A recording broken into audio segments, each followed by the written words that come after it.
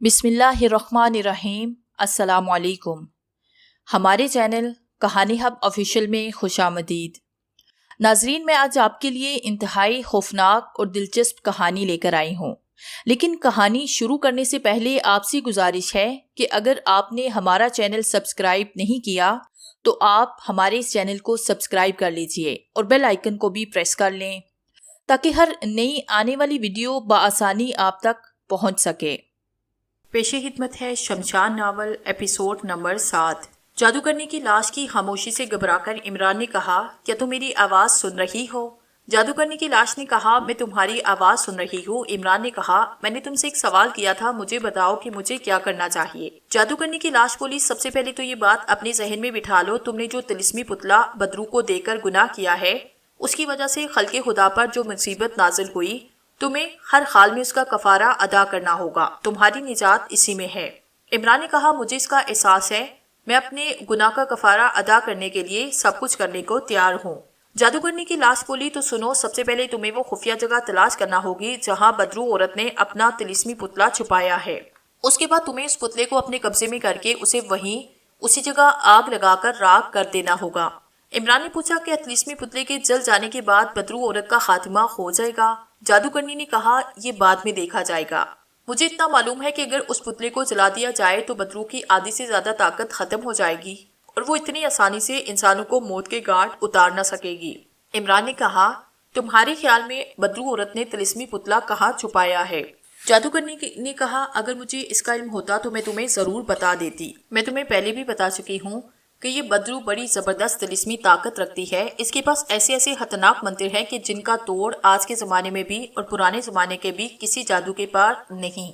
ये सुराग तुम्हें खुद लगाना होगा कि उस बदरू ने अपना पुतला कहाँ छुपाया है। इमरान ने कहा, तुम जादूगरनी होकर पुतले का सुराग नहीं लगा सकती, मैं कैसे पता करूंगा?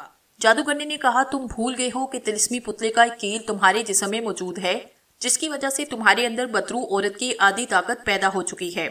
इसकी वजह से एक तो तुम पर किसी तिलिस्म का असर नहीं होगा, दूसरा तुम्हारे बासु पर अल्लाह के पाक कलाम का तावीज बना है। ये तावीज तुम्हें हर किस्म के असेब से महफूज रखेगा। इमरान ने कहा, मैं तो मानता हूँ, लेकिन मुझे कम से कम थोड़ा सा इशारा तो मिल जाना चाहिए कि पुतला किस जगह किस मुकाम पर होगा। जादूगरनी की लाश एक लम्हे के लिए चुप हुई। थोड़ी देर के बाद कहने लगी, मैं कुछ सुराग लगाने की कोशिश करती हूँ। इसके लिए मुझे 300 साल वापिस आकर अपने गुरु जादूगर से मशवरा करना होगा। इमरान ने कहा, क्या कुंडला जादूगर हमारी कोई मदद नहीं कर सकता? वो तो उस बदरू औरत का दुश्मन था, उसी ने उसका पुतला बनाकर उसे हमेशा के लिए संदूक में बंद किया था। जादूगरनी की लाश बोली, और तुमने नफसानी ख्वाहिश के पीछे लगकर उस बदरू औरत को न सिर्फ आजाद किया बल्कि उसे उसका पुतला देकर उसे उसकी तिलिस्मी ताकत भी वापिस कर दी। इमरान ने शर्मिंदा होते हुए कहा, मैं अपने गुनाह पर शर्मिंदा हूँ, मैं अपने उस गुनाह का कफारा करना चाहता हूँ। जादूगरनी ने कहा, ये तुम्हारा फर्ज है, तुमने कुंडला जादूगर की बात की। तिलिस्मी पुतला वापस मिल जाने के बाद ये बदरू अब कुंडला जादू की खाद भी नहीं आ सकती। वो भी यही कहेगा कि बदरू कजली का पुतला जलाकर भस्म कर दो, खुद ब खुद उसकी ताकत खत्म हो जाएगी। इमरान खामोश हुआ। जादूगरनी की लाश कहने लगी, मैं आज रात के पिछले पहर 300 साल पीछे के जमाने में अपने गुरु जादूगर के पास जाऊंगी, उससे पुतले के बारे में मालूम करने की कोशिश करूंगी। तुम कल रात को इसी वक्त मेरे पास आना। अब तुम वापस चले जाओ और सुनो, तुम्हारी और मेरे दरमियान जो बातें हुई है उनका जिक्र किसी से ना करना, अपने मंगेतर से भी ना। इमरान ने कहा, तुम मुतमिन रहो, मैं किसी को ना बताऊंगा। दूसरे दिन उसे रुखसाना कॉलेज में मिली, लेकिन इमरान ने उससे जादूगरनी की लाश की मुलाकात का जिक्र न किया। वो बेचैनी से रात का इंतजार करने लगा। उसे यकीन था कि जादूगरनी की लाश अपने गुरु जादूगर से मशवरा करने के बाद वापिस आ गई होगी और तिलिस्मी पुतला बदरू औरत ने जहाँ छुपाया है उसका कुछ न कुछ पता जरूर लग जाएगा। दिन गुजर गया। रात को इमरान घर वालों से ये कहकर निकला कि वो अपने एक दोस्त की सालगिरह की पार्टी पर जा रहा है, हो सकता है कि उसे देर हो जाए। मोटरसाइकिल लेकर वो सीधा सेबी खंडर में पहुंचा। मोटरसाइकिल एक तरफ खड़ी करने के बाद वो खुफिया सुरंग के जरिए खंडर के तहखाने में आया। चबूतरे पर जादूगरनी की सुख चादर से ढकी हुई लाश इसी तरह पड़ी थी। इमरान ने करीब जाकर आयशा से कहा, मैं आ गया हूँ। जादूगरनी की लाश ने कोई हरकत न की, सिर्फ उसकी आवाज आई, मैंने तुम्हें देख लिया है। इमरान ने डरते डरते पूछा, क्या कुछ पता चला? जादूगरनी की लाश ने कहा, बदरू कजली के तिलिस्मी पुतले का खोज लगाना कोई आसान काम नहीं, यहाँ तक कि मेरे गुरु महाराज को भी पुरानी पूथियां खोल खोल कर हिसाब लगाना पड़ा। तो फिर क्या पता चला? इमरान ने बेताब होकर पूछा। जादूगरनी कहने लगी, गुरु महाराज की आत्मा को इस जमाने के तमाम जादूगरों اور بدروحوں کے ٹھکانوں اور ان کی خفیہ طاقتوں کا علم ہے، لیکن انہیں بدروح عورت کجلی کے طلسمی پتلے کا سراغ لگانے میں بڑی محنت کرنا پڑی۔ پھر بھی انہیں صرف اتنا معلوم ہو سکا کہ بدروح عورت کجلی نے اپنی طاقت والا پتلا ہندوستان کے جنوب میں واقع سری لنکا کے کسی جنگل میں چھپایا ہے۔ عمران بولا، ملک سری لنکا میں تو کتنے ہی جنگل ہیں، یہ کیسے پتا چلے گا کہ طلسمی پتلا کس جنگل میں ہے اور کہاں ہے؟ جادوگرنی نے کہا، تم انسان بڑے بے صبر ہوتے ہو، دوسرے کی بات صبر سے نہیں سنتے۔ عمران ایک دم چپ ہوا۔ جادوگرنی نے کہا، میرے گرو مہاراج نے اس خاص جنگل کا ایک اشارہ دیا۔ اشارہ یہ ہے کہ اس جنگل میں برگد کے 6-7 گنے درخت ساتھ ساتھ اگے ہوئے ہیں۔ ان درختوں کے بارے میں وہاں کے لوگوں میں مشہور ہے کہ ان درختوں میں چڑیلیں رہتی ہیں، چنانچہ اس جنگل کو چڑیلوں والا جنگل کہتے ہیں۔ عمران پھر پوچھنے لگا مگر خاموش رہا۔ جادوگرنی کی لاش نے کہا، تم چڑیلوں والے جنگل میں برگد کے 6 درختوں کے پاس پہنچ جاؤ، تمہیں بڑی جرأت اور حوصلے سے کام لینا ہوگا۔ جب تک تم وہاں پہنچو گے تو تمہیں چڑیلوں کی بڑی بڑی ڈراؤنی چیخوں کی آواز آئے گی، مگر تمہیں ڈر کر بھاگنا نہیں ہوگا، تمہیں اسی جگہ کھڑے رہنا ہوگا۔ جب چڑیلوں کی چیخیں تمہارے بہت قریب آئیں تو تم نے بلند آواز میں کہنا ہوگا، اگر تم میں کوئی راکشنی ہے تو وہ عورت کے روپ میں سامنے آئے، میں اس کے لیے گرو دیو تنجلی کا ایک پیغام لایا ہو۔ یہ سن کر راکشنی چڑیل عورت کے روپ میں تمہارے سامنے آئے گی۔ عورت کے روپ میں تمہیں اس لیے بلانا ہوگا کہ اس اسیبی برگد کی چڑیلیں اتنی ڈراؤنی ہیں کہ انسان انہیں دیکھتے ہی گش کھا کر گر پڑے۔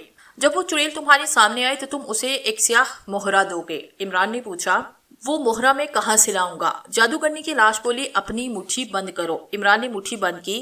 جادوگرنی نے کہا، اب اسے کھولو۔ عمران نے مٹھی کھولی تو اس میں سیاہ مہرہ پڑا ہوا تھا۔ لاش نے کہا، یہ مہرہ تم راکشنی چڑیل کو دینا، وہ تم سے پوچھے گی تم یہاں کس لیے آئے، تب تم اسے بتاؤ گے کہ تم بدروح کجلی کے طلسمی پتلے کی تلاش میں آئے ہو، تمہیں اس پتلے کی ضرورت ہے۔ اس کے بعد راکشنی چڑیل تمہیں طلسمی پتلا حاصل کرنے میں تمہاری مدد کرے گی۔ ہو سکتا ہے کہ یہ کام وہ چڑیل خود ہی کر لے، لیکن وہ تمہیں طلسمی پتلے تک پہنچنے کا کوئی راستہ ضرور بتا بھی دے گی۔ عمران سوچ میں پڑا۔ جادوگرنی کی لاش نے پوچھا، کیا سوچ رہے ہو؟ کہیں تم اس خطرناک مہم پر جانے سے گھبرا تو نہیں رہے؟ عمران نے بولا، نہیں، بالکل نہیں، لیکن سری لنکا کے ملک میں داخل ہونے کے لیے مجھے سب سے پہلے انڈیا سے گزرنا ہوگا، انڈیا کا پاسپورٹ اور ویزا لینا ہوگا، اس کے بعد سری لنکا کے ملک کا ویزا لینا ہوگا، اس میں کافی وقت لگ جائے گا، اتنی دیر میں بدروح عورت نہ جانے کیا کیا تباہی مچا دے۔ جادوگرنی نے کہا، اس کی تمہیں فکر کرنے کی ضرورت نہیں، میرے پاؤں کی طرف سے چادر ہٹاؤ، وہاں تمہیں ایک لفافہ ملے گا، اس لفافے میں تمہارا پاسپورٹ ہوگا جس پر انڈیا اور سری لنکا کے ملکوں کے ویزے لگے ہوں گے۔ عمران نے ہچکچاتے ہوئے لاش کے پاؤں کی جانب ایک طرف سے سرخ چادر ہٹائی تو وہاں بادامی رنگ کا ایک لفافہ پڑا تھا۔ اس نے لفافہ کھولا، اس میں اس کا پاسپورٹ تھا۔ پاسپورٹ پر اس کی تصویر لگی تھی اور تصویر کے نیچے اس کا نام لکھا تھا اور اس کے دستخط بھی تھے۔ پاسپورٹ کے اندر انڈیا اور سری لنکا کے ویزے بھی لگے تھے۔ یہ 3 ماہ کی مدت کے ویزے تھے۔ اسی لفافے میں انڈیا اور سری لنکا کی کرنسی کے کافی نوٹ بھی موجود تھے۔ جادوگرنی کی لاش نے کہا، تمہارے اس پاسپورٹ کا تمہارے ملک پاکستان کے آفس میں کوئی ریکارڈ نہیں، مگر یہ جعلی پاسپورٹ بھی نہیں۔ عمران یہ سب دیکھ کر حیران ہوا۔ پھر وہ سمجھ گیا کہ ان بدروحوں کے لیے اس قسم کی شعبدے بازی کوئی مشکل نہیں۔ اس نے لفافہ بند کر کے اپنی جیکٹ کی جیب میں رکھا۔ جادوگرنی کی لاش کہنے لگی، اب تمہیں دیر نہیں کرنی چاہیے، جتنی جلدی ہو سکے اپنے اس کام کے لیے نکل چلو۔ عمران نے کہا، انڈیا ہمارا دشمن ملک ہے، اگر فرض کیا انڈیا میں پولیس نے مجھ پر جاسوس ہونے کا الزام لگایا تو مجھے گرفتار کر لیا جائے گا، تو پھر میں کچھ نہ کر سکوں گا۔ جادوگرنی نے کہا، اول تو تمہارے اندر بدروح کجلی کی آدھی طاقت موجود ہے، ممکن ہے اسے استعمال نہ کر سکو، اگر ایسی بات ہوئی تو میں تمہاری مدد کو پہنچ جاؤں گی۔ عمران جانے لگا تو جادوگرنی نے اسے روکا اور بولی، ایک بات کا مجھے ڈر ہے، ہو سکتا ہے راکشنی چڑیل تمہاری مدد کے لیے شرط لگا دے کہ تمہارے پاس بدروح کجلی کی جو آدھی طاقت ہے وہ مجھے دے دو، تو کوئی اعتراض نہ کرنا، اسے وہ دے دینا۔ عمران نے کہا، میں اسے آدھی طاقت کس طرح دوں گا؟ لاش بولی، جب تم راکشنی کی شرط مان جاؤ گے تو وہ یہ طاقت تمہارے اندر سے خود بخود نکال لے گی اور تمہیں کچھ محسوس نہ ہوگا۔ یہ میں اس لیے کہہ رہی ہوں کہ ہمیں ہر قیمت پر بدروح کجلی کا پتلا حاصل کر کے اسے جلا کر بھسم کرنا ہے۔ عمران نے کہا، میں تمہارے کہنے پر عمل کروں گا۔ لاش نے کہا، اچھی بات ہے، اس میں انسانوں کی بھلائی ہے، اسی طرح تم اپنے گناہ کا کفارہ ادا کر سکتے ہو، اب جاؤ اور اپنا کام شروع کرو۔ عمران خاموشی سے تہخانے سے نکل گیا۔ کھنڈر کے باہر آ کر وہ موٹر سائیکل پر بیٹھا، اسے سٹارٹ کر کے رات کی تاریکی میں اپنے گھر کی طرف روانہ ہوا۔ سارا راستہ اس کا ذہن یہی سوچتا رہا کہ وہ جس خطرناک کام پر جانے والا ہے، کیا اس میں کامیاب ہو کر واپس آ سکے گا؟ سری لنکا کے بارے میں اس کی معلومات صرف اتنی ہی تھی کہ وہ پاکستان کا دوست ملک ہے اور یہ کہ وہاں بڑے گھنے جنگل ہیں اور بڑی بارشیں ہوتی ہیں۔ اس کے دل میں یہ بھی خیال آیا کہ انڈیا میں سے گزر کر سری لنکا جانے کی بجائے بہتر ہوتا اگر وہ ہوائی جہاز یا سمندری جہاز کے ذریعے براہ راست سری لنکا پہنچ جاتا، مگر جادوگرنی کی لاش نے اسے ہدایت کی تھی کہ وہ انڈیا میں سے ہو کر سری لنکا جائے گا، اس لیے اس نے جو پاسپورٹ اسے دیا اس پر انڈیا کا ویزا لگا ہوا تھا۔ شاید اس میں کوئی مصلحت تھی جس کا عمران کو علم نہ تھا۔ بہرحال اس نے براہ راست انڈیا ہی سری لنکا جانے کا فیصلہ کیا۔ دوسرے دن وہ کالج جانے کی بجائے سیدھا اپنے ایک دوست کے پاس ہوٹل آیا۔ یہاں اس نے دوست کو کہا، میں خفیہ مشن پر انڈیا جا رہا ہوں، ابھی کسی کو بھی اس مشن کے بارے میں نہیں بتا سکتا، تمہیں صرف اتنا بتا دیتا ہوں کہ یہ مشن خدا کے بندوں کی بھلائی کا مشن ہے۔ میں اپنے گھر والوں سے چوری جا رہا ہوں، میں نے رخسانہ کو بھی نہیں بتایا کہ میں جا رہا ہوں، تم بھی کسی سے بھی اس بارے میں ذکر نہ کرنا۔ اپنے دوست کے ہوٹل کے کمرے میں ہی عمران نے مہم کی تیاری کے سلسلے میں جن چیزوں کی ضرورت پڑ سکتی تھی وہ اس نے منگوا کر اپنے ٹورسٹ بیگ میں رکھی۔ ایک فاتلو پتلون اور 2 قمیضیں رکھی۔ وہیں بیٹھ کر اس نے اپنے ڈیڈی ممی کے نام ایک خط لکھ کر اپنے دوست کو دیا کہ اس کے جانے کے بعد وہ ڈاک میں ڈال دے۔ خط میں اس نے یہی لکھا کہ مجھے اچانک ایک جگہ جانا پڑا، ابھی میں کچھ نہیں بتا سکتا، واپس آ کر بتاؤں گا، آپ فکر نہ کریں، یہ ایک نیکی کا کام ہے جو کہ میں کرنے جا رہا ہوں۔ عمران نے اپنے دوست کو الوداع کہا، ایک بس میں سوار ہو کر واہگہ بارڈر پر آیا۔ تمام ضروری کاغذات اس کے پاس مکمل حالت میں موجود تھے۔ وہ بارڈر کراس کر کے انڈیا کی سرزمین میں آیا۔ راکشنی چڑیل کی فرمائش پر اسے دور جانے والا سیاہ مہرہ عمران نے سنبھال کر اپنے پاس رکھا۔ ایک دن دلی میں رہنے کے بعد وہ جنوب کی طرف روانہ ہوا اور بھارت کے صوبے تامل ناڈو کا بارڈر کراس کر کے ایک بحری جہاز میں سوار ہوا جس نے اسے سری لنکا کی شمالی بندرگاہ پر اتارا۔ یہاں کے کسٹم حکام کو بھی اس نے یہی بتایا کہ وہ انڈیا اور سری لنکا کے ممالک کی سیر کرنے کے لیے آیا ہے۔ عمران دوپہر کے وقت سری لنکا کی بندرگاہ منار پہنچا۔ جادوگرنی کی لاش نے کہا کہ اسیبی برگد کے درختوں والا علاقہ لنکا کے شمال میں ہی واقع ہے اور وہاں کے لوگ اس کے بارے میں بہت کچھ جانتے ہیں، اس لیے وہاں لوگوں سے تمہیں اس جنگل کا پتہ چل جائے گا۔ عمران کو بھوک لگی تھی۔ منار کی بندرگاہ چھوٹی سی تھی۔ سامنے ناریل کے درختوں کے سائے میں 1-2 لکڑی کے کھوکا نما ہوٹل تھے جہاں ریکارڈنگ ہو رہی تھی اور کچھ مقامی لوگ بیٹھے کھانا کھا رہے تھے اور چائے پی رہے تھے۔ ایک میز پر ایک نوجوان لڑکا بیٹھا چائے پی رہا تھا۔ اس نے سری لنکا کے عام لوگوں کی طرح کمر تک قمیض کے اوپر لہنگا باندھ رکھا تھا۔ رنگ گہرا سانولا تھا۔ صورت شکل سے وہ سری لنکا کا بادشاہ لگ رہا تھا۔ عمران اس کے پاس جا کر بیٹھا۔ اس نے کھانے کا آرڈر کیا اور پاس بیٹھے لڑکے سے انگریزی میں باتیں شروع کی۔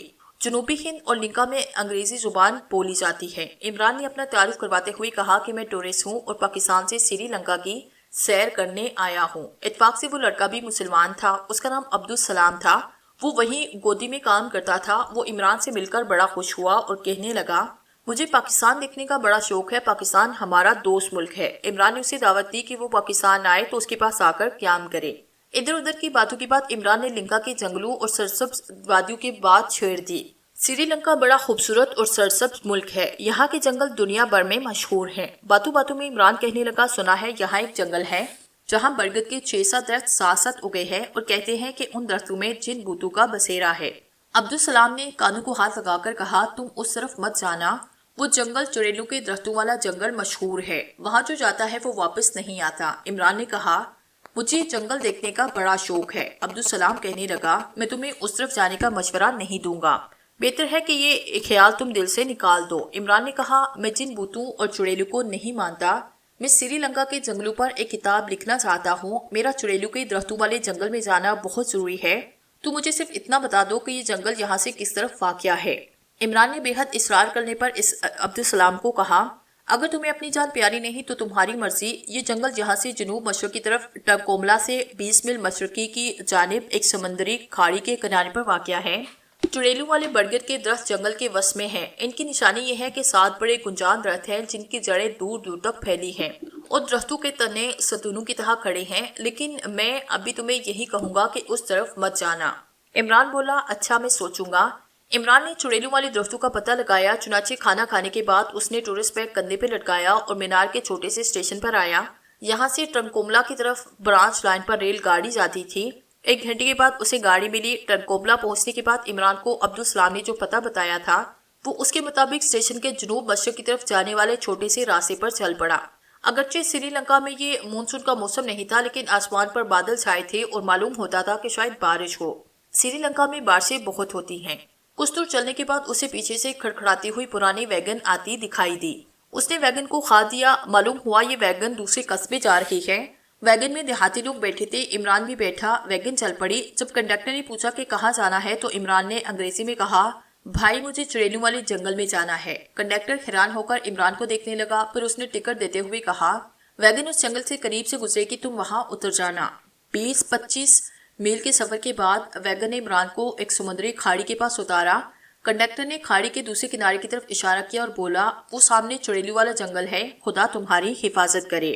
عمران بیگ کندھے سے لٹکائے کھاڑی کے ساتھ ساتھ چلنے لگا۔ ایک جگہ سے اس نے کھاڑی عبور کی اور دوسرے کنارے پر آیا۔ یہاں سے چڑیلوں والا جنگل شروع ہوتا تھا۔ اس اسیبی جنگل کے شروع میں ہی ایسے درخت کھڑے تھے کہ ان پر جگے ہوئے بھوتوں کا گمان ہوتا تھا۔ ایک عجیب پر اسرار ڈرا دینے والا سناٹا چھایا تھا۔ جنگل میں عام طور پر پرندوں کا بڑا شور ہوتا ہے، خاص طور پر سورج غروب ہونے کے وقت تو پرندوں کے شور سے کان پری آواز سنائی دیتی، لیکن اس جنگل میں کوئی پرندہ نہ تھا۔ گہری خاموشی طاری تھی۔ ایک تو آسمان بادلوں سے ڈھکا تھا، دوسری درخت بڑے گنجان تھے جس کی وجہ سے جنگل میں شام سے پہلے ہی ہلکا ہلکا اندھیرا چھایا تھا۔ عمران مشرق کی سمت جا رہا تھا۔ کسی درخت پر کوئی چڑیا تک بول نہیں رہی تھی۔ ایسے لگتا تھا کہ پرندے بھی اس اسیبی جنگل کی طرف آتے ہوئے ڈرتے تھے۔ جنگل میں کافی دور تک چلنے کے بعد آخر چڑیلوں والے درختوں کی نشانی نظر آئی۔ یہ گدلے پانی کا چھوٹا سا جوہر تھا جس کی ساکن سطح کو گلے سڑے سیاہ پتوں نے ڈانپ رکھا تھا۔ جادوگرنی کے لاش نے بتایا کہ اس جوہر کے دوسرے کنارے پر برگد کے اسیبی درخت ہیں۔ عمران بدروحوں اور اسیبوں کے اتنے تجربوں میں سے گزر چکا تھا کہ اب ان چیزوں سے زیادہ خوف محسوس نہیں ہوتا تھا۔ دوسرا، وہ ایک انتہائی اہم مشن پر جا رہا تھا اور اس مشن کی کامیابی میں ہی اس کی اپنی نجات کی۔ ایک لمحے کے لیے وہ گدلے جوہر کے پاس کھڑا ہوا اور سامنے والے درختوں کو غور سے دیکھنے لگا جو کہ بالکل ساکن تھی۔ شام کا جھٹ پٹا ہو رہا تھا۔ اس نیم تاریک نیم روشن ماحول میں درختوں کی شکلیں عجیب و غریب بھوتوں کی طرح نظر آ رہی تھی۔ عمران اللہ کا نام لے کر ان درختوں کی طرف چل پڑا۔ جنگل واقعی بڑا گنا اور ڈراونا تھا۔ درختوں کی وجہ سے ہر طرف اندھیرے کا غبار سا پھیلا تھا۔ آخر عمران کو کچھ فاصلے پر ساتھ ساتھ کھڑے درختوں کے کچھ ستون دھندلے دھندلے سے دکھائی دیے۔ وہ سمجھ گیا کہ یہی چڑیلوں والے برگد کے 7 درخت ہیں۔ وہ اپنی منزل پر پہنچ چکا تھا۔ اب وہ بڑی احتیاط سے قدم اٹھا رہا تھا کیونکہ یہ سارا علاقہ چڑیلوں کے اسیب کی ضد میں تھا۔ جیسے ہی اس نے اسیبی درختوں کی طرف قدم بڑھایا، ایک عجیب سی آواز اس کے سامنے سے ٹکرا کر گزر گئی۔ یہ کسی عورت کی ایسی آواز تھی جیسے اس نے کسی کو پکارا ہو۔ چڑیلوں والے برگد کے درخت اب اس سے 10-15 قدم کے فاصلے پر تھے۔ اچانک پروں کے پھڑپڑانے کی آوازیں آنے لگی۔ عمران رک گیا۔ یہ آوازیں ایسی تھی جیسے بے شمار بڑے بڑے پروں والے گدھ اس کے اوپر سے گزر گئے ہوں۔ اس نے چاروں طرف تاریک دھندلکے میں دیکھا، وہاں کوئی بھی نہیں تھا۔ وہ برگد کے درختوں کے اور قریب ہوا۔ ان درختوں نے وہاں ایک بہت بڑا سائبان سا ڈال رکھا تھا۔ درختوں کی جڑیں زمین سے باہر نکل کر چاروں طرف پھیلی ہوئی تھی۔ درختوں کی لمبی لمبی شاخیں زمین کو چھو رہی تھی۔ اب ایک فلک شگاف چیخ جنگل کے سناٹے میں گونجی۔ عمران اپنی جگہ پر کھڑے کھڑے کانپ اٹھا۔ اس کے ساتھ ہی چیخوں کی ملی جلی آوازیں بلند ہونے لگی۔ یہ عورتوں کی چیخیں تھی۔ اگر جادوگرنی کی لاش نے عمران کو پہلے نہ بتایا ہوتا تو وہ ان چیخوں کی آوازوں سے یقیناً بے ہوش ہو گیا ہوتا، مگر وہ اپنا دل مضبوط کر کے اپنی جگہ کھڑا رہا۔ چیخیں پہلے دور سے آ رہی تھی، پھر عمران کے چاروں طرف بہت قریب آ کر بلند ہونے لگی۔ عمران نے بلند آواز میں کہا، اگر تم میں سے کوئی راکشنی نام کی چڑیل ہے تو وہ عورت کے روپ میں سامنے آئے۔ میں گرو دیو کا اس کے لیے پیغام لایا ہوں۔ جیسے ہی عمران نے یہ الفاظ بولے، جنگل میں سناٹا چھایا۔ چیخوں کی ڈراؤنی آوازیں خاموش ہوئی۔ پھر اس نے دیکھا کہ ایک درخت کے پیچھے سے ایک عورت نکل کر اس کی طرف آ رہی تھی۔ عمران سمجھ گیا کہ یہی راکشنی چڑیل ہے۔ عمران کے قریب آ کر وہ عورت رکی۔ یہ سانولے رنگ کی 20-22 سال کی ایک نوجوان اور خوش شکل عورت تھی جس نے کاسنی رنگ کی ساڑی پہنی تھی۔ اس کے بال اس کے کندھوں پر کھلے تھے، ماتھے پر سرخ بندیاں لگی تھی۔ اس کی آنکھیں بڑی روشن اور چمکیلی تھی، ان میں سے نیلی نیلی شعاعیں سی نکل رہی تھی۔ یہ راکشنی چڑیل تھی جو ایک خوش شکل عورت کا روپ بدل کر عمران کے سامنے آئی تھی۔ عمران پر ایک خوف سا ضرور طاری ہو گیا تھا۔ یہ خیال ہی اسے خوفزدہ کرنے کے لیے کافی تھا کہ جو خوش شکل عورت اس کے سامنے کھڑی ہے اصل میں وہ ایک بھیانک چہرے والی چڑیل ہے۔ راکشنی چڑیل نے عمران سے پوچھا، تمہارے پاس گرو دیو کی کوئی نشانی ہو تو دکھاؤ۔ عمران نے جیب سے جادوگرنی کی لاش کا دیا ہوا سیاہ مہرہ نکال کر دیا۔ گرو دیو نے یہ مہرہ تمہارے لیے بھیجا ہے، کیا یہ نشانی کافی نہیں؟ راکشنی چڑیل نے ہاتھ بڑھا کر عمران سے سیاہ مہرہ لیا۔ راکشنی چڑیل کی انگلیاں عمران کے ہاتھ سے ٹکرائی تو اسے ایک ہکا بکا جھٹکا لگا، جیسے ان انگلیوں میں کرنٹ دوڑ رہا ہو۔ آخر وہ چڑیل تھی۔ اور بقول جادوگرنی کی لاش کی بڑی خطرناک چڑیل تھی۔ عمران کو یہ معلوم نہ ہو سکا کہ اس وقت راکشنی کو بھی ایک بہت زبردست جھٹکا لگا تھا اور یہ اس تعویذ کی وجہ سے تھا جو کہ عمران نے باندھ رکھا تھا۔ راکشنی نے سیاہ مورے کو بڑے غور سے دیکھا، اسے سونگا، پھر اسے اپنے ماتھے سے لگا کر کہا، گرو دیو ہمارے گرو ہیں، ان کے آشیرواد سے ہم یہاں رہ رہی ہیں، بتاؤ تم کیا چاہتے ہو؟ عمران نے کہا، مجھے بدرو کچلی کے طلسمی پتلے کی تلاش ہے۔ اسیبی کھنڈر والی جادوگرنی کی لاش نے بتایا کہ بدرو کچلی نے اپنا طلسمی پتلا سری لنکا کے کسی جنگل میں چھپا کر رکھا ہے، میں اسی کی تلاش میں گرو دیو کے آشیرواد سے تمہارے پاس آیا ہوں۔ راکشنی چڑیل نے سیاہ مورا اپنے ساڑی کے اندر کسی جگہ سنبھال لیا، کہنے لگی، میں سب سمجھ گئی کہ تم کون ہو اور تم بدرو کچلی کا طلسمی پتلا کس لیے حاصل کرنا چاہتے ہو۔ عمران نے اپنی انسانی ہمدردی کے مشن کی وضاحت کرنے کے خیال سے کہا، بدرو کچلی نے انسانوں کو بے دریغ خراب کرنا شروع کیا، میں انسانی ہمدردی کے خیال سے۔ راکشی چڑیل نے کسی قدر غصیلی آواز میں کہا، مجھے تمہاری ان باتوں سے کوئی غرض نہیں، اگر تمہارے پاس گرو دیو کا مہرہ نہ ہوتا تو تم اس وقت زندہ نہ ہوتے، سب سے پہلے میں تمہارا کلیجہ کھا کر جاتی، مگر مجھے ہر حالت میں گرو دیو کی آگیا کا پالن کرنا ہے، میں کچلی بدرو کا پتلا حاصل کرنے میں تمہاری مدد کی پابند ہوں۔ عمران نے کہا، کیا تم بتا سکتے ہو کہ وہ کس جگہ ہے؟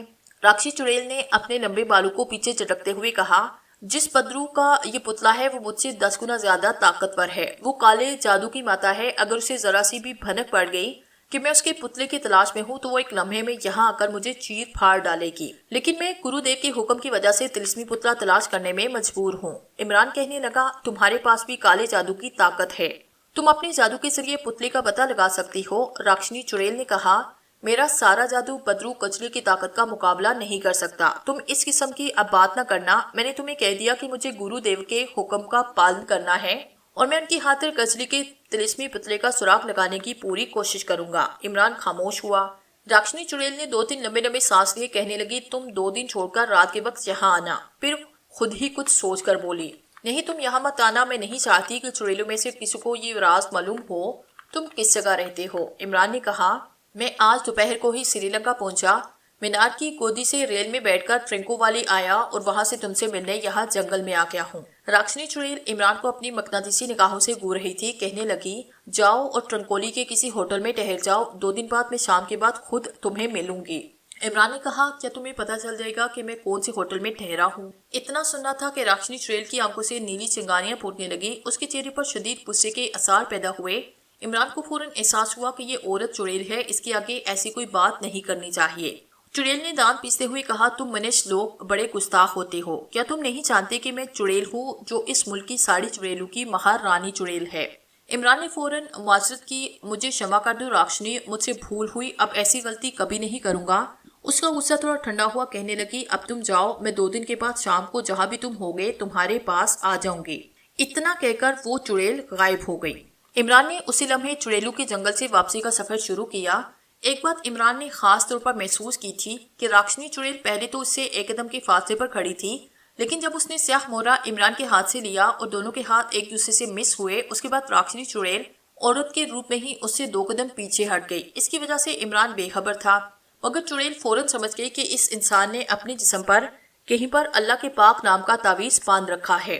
اگر چڑیل اس وقت انسان یعنی عورت کے روپ کی بجائے اپنے اصلی روپ میں ہوتی تو جل کر راکھ ہو جاتی۔ وہ صرف اس لیے بچ گئی کہ وہ چڑیل کی بجائے ایک انسان یعنی عورت کے روپ میں تھی۔ اس کے باوجود اسے اس قدر شدید جھٹکا لگا کہ اس کی جگہ اگر کوئی دوسری عام چڑیل ہوتی تو اس کا بچنا ناممکن تھا۔ عمران ٹرنکولی آ کر ایک درمیانے درجے کے ہوٹل میں ٹھہرا جہاں عام طور پر سیاح ٹھہرا کرتے۔ اس نے 2 دن اسی ہوٹل میں گزارے۔ 2 دن کے بعد جب شام ہوئی تو وہ ہوٹل کی بالکنی میں آ کر بیٹھا۔ اس وقت بارش ہو رہی تھی۔ بالکنی میں ہی کچھ فاصلے پر 2-3 غیر ملکی سیاح بیٹھے کافی پیتے ہوئے سری لنکا کی بارش سے لطف اندوز ہو رہے تھے۔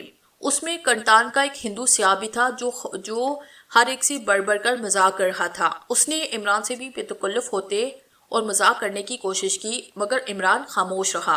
کنٹان کا یہ سیاح اپنے ماتھے پر تلک لگائے رکھتا۔ اس نے ایک دن پہلے ایک انگریز سیاہ خاتون سے بھی مذاق کیا تھا، جس کے جواب میں انگریز خاتون بیچاری غصہ پی کر رہ گئی تھی۔ عمران بالکنی میں ایک طرف اکیلا بانس کی کرسی پر بیٹھا بار بار گھڑی دیکھ رہا تھا۔